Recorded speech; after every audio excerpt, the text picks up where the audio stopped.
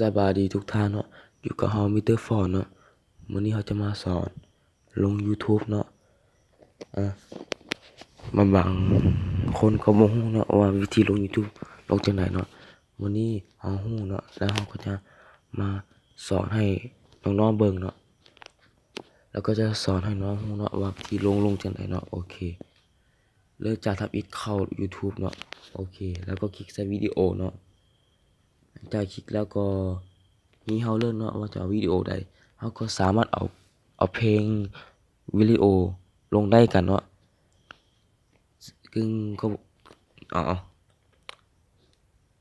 ซึ่งเอาเพลงลงก็บ่เป็นหยังเนาะโอเคเริ่มจากเฮาสิเอาตัวนี้เนาะโอเคอันนี้แม่นภาพนะหรือกับปรับแต่งเนาะส่วนนี้ก็เป็นเพลงเนาะเฮาว่าอย่าใส่ใจดีกว่าเนาะ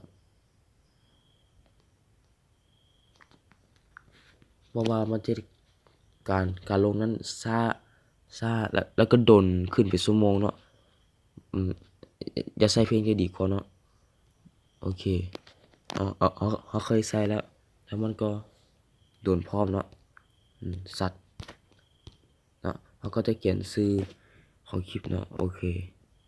หรือว่าชื่อของเพลงแหละเพลงเพลงเพราะ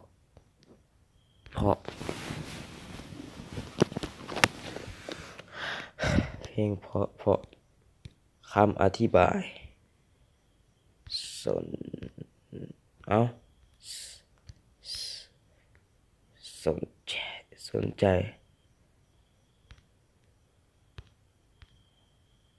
โอ้โหเข้ามาพอดีกูดเอาก็เลือกตัวนี้เนาะโอเคเอาตัวเลือกสาธารณะเนาะทุกคนสามารถเข้าหาและเบิ่งได้เอาตัวนี้เนาะโอเคแล้วก็คลิกนี้ลงเลย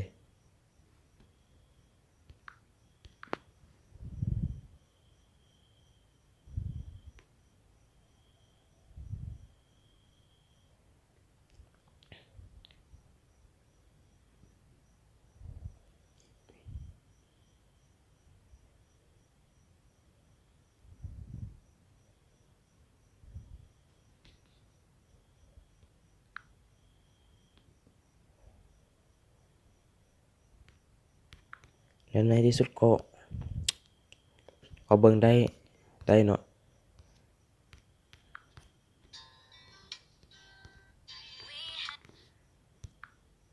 ในที่สุดก็ลง YouTube ได้โดยทันทีเนาะลงแบบง่ายๆเนาะ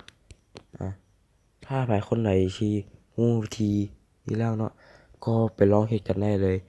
ก็ไปเฮ็ดกันได้เนาะถ้าผู้ใดอยากมีช่อง YouTube เป็นของตัวเองเนาะก็ไปเฮ็ดกันได้เลยเนาะขอจบเพียงเท่านี้เนาะใครมักคลิปนี้เนาะก็อย่าลืมกดไลค์กด Subscribe เนาะแล้วก็คอมเมนต์อยู่ทางรูมพร้อมเนาะสำหรับคลิปนี้ขอจบเพียงเท่านี้แล้วก็สุขสันต์ปีใหม่พร้อมเนาะสบายดี